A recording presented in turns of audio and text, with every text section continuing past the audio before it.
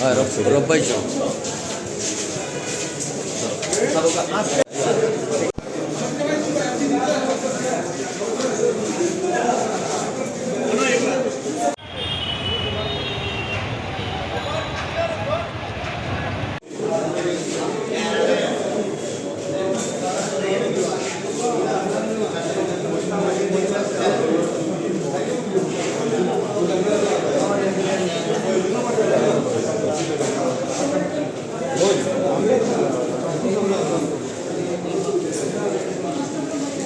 জানেন যে বিগত যে স্বৈরাচারী সরকারের আমলে যে আমাদের বৈষম্য ছাত্র আন্দোলন ছিল, সেখানে আমরা যখন দায়িত্ব পালন করেছিলাম তখন 19 তারিখে আমার ভাই, আমার সহকর্মী আবু তুরাবকে এই পুলিশ কর্তৃক যে গুলিতে এই যে হত্যা করা হয়েছে, তারই পাশাপাশি আমাদের শাহজালাল ভার্সিটির ইংলিশ বর্ষের ছাত্র রুদ্র সেনকে 18 তারিখে সে গুলি করে সে আহত অবস্থায় যখন সে জীবন বাজিয়ে রেখে বাঁচতে চেয়েছিল তখন পানিতে পড়ে সে মৃত্যুবরণ করে সেই পুলিশের দাওয়া খেয়ে।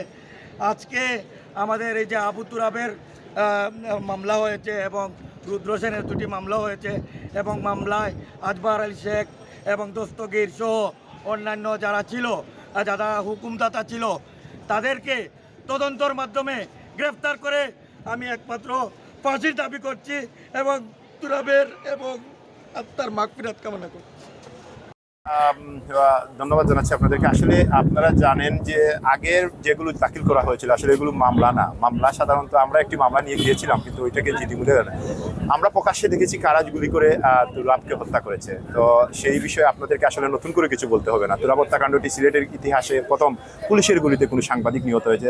স্বাধীনতার ইতিহাসের পর 1900 ভাষা আন্দোলন থেকে শুরু করে 71-এর মহান মুক্তিযুদ্ধ পর্যন্ত এই সিলেটে আসলে পুলিশের গুলিতে কোনো সাংবাদিক নিহত হননি। এ ধরনের ঘটনা ঘটেনি। এই সিলেটের ইতিহাসে প্রথম কোনো সাংবাদিক পুলিশের গুলিতে নিহত হয়েছে।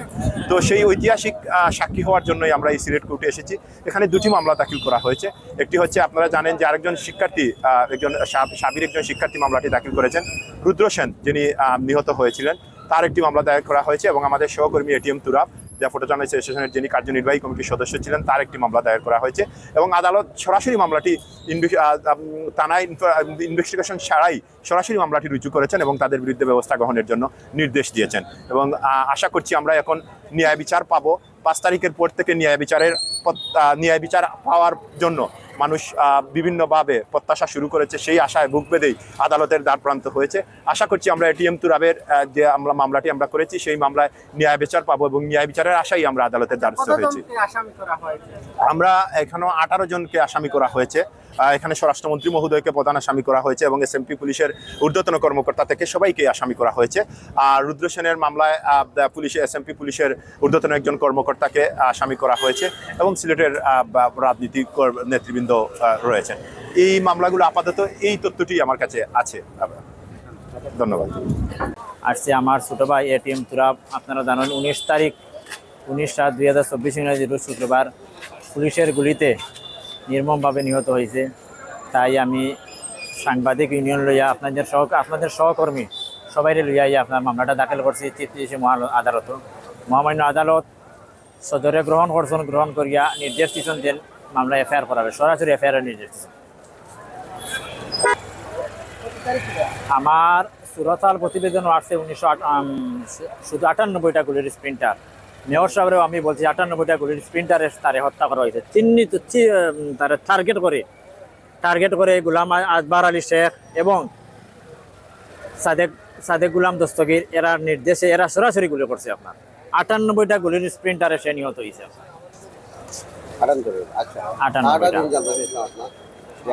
আপনি কইছিলেন এদিকে চিল্লাই যেদিন তো যাওয়া হয় মানুষের চিল্লাত হয়তো কইসা যে আপনার এলাকাত মাইকিং করার দেওয়া যান না, খরাজ পয়সা পারা এবং দামন করা লাগে আপনার পারা না। আসলে এটা কেনা আপনারা নিষেধ দিচ্ছে? এটা তো পুলিশ প্রশাসনে এরা সরাসরি আমি মাননীয় মেয়র মহোদয়ের কাছে আমি জানাজার নামাজও আমি বলছিলাম যে ভাই এখানে জনতাও করতে বাধা দিতরা পুলিশে বিয়ানীবাজার সাধারণত অ্যালাউন্স করতে পর্যন্ত বাধা দিয়ে আপনার ওখানে ঠিক আছে মেয়র সাহেব ওখানে দেখবা। পরবর্তীতে আমি যখন গেলাম বিয়ানীবাজারে লাশ লইয়া গেলাম তখন সেই একই কান্ত পুলিশ ডিবি এনএসআই ডিবি সবাই যেমন আমাদের গ্রাম যে আমাদের বাড়ি পর্যন্ত ঘেরাও করে রাখে লিছে আপনার। তারা বলে কি ফোন দিয়ে বলে কি আপনারা স্বল্প পরিসরে 15-20 জন নিয়ে জানাজা করি লোক আপনার। আর নজওয়ানে যে আশ্বাস দিছিল এই আশ্বাসে আপনি আশ্বাসে তো হয়েছে না আপনার, আমি তো অ্যালাউন্সও দিতাম পারছি না আপনার ঘরে, এলাও দিতে পারবেন। অ্যালাউন্সও দিতাম পারছি না আপনার। আজকে এই যে মামলাটা কার নামে মামলাটা করছেন এটা? মামলা করতে কেন মহাময় বিজ্ঞ আমার আইনজীবী আছেন, উনি বলবেন আপনার পরবর্তী। উনি আমার কাছে তো পুরো লিস্ট নাই আপনার, আমি আনছি না লিস্ট। ওনার সাথে আপনারা উনি বক্তব্য নিলে আপনারা তো জানতে পারবেন সবটা।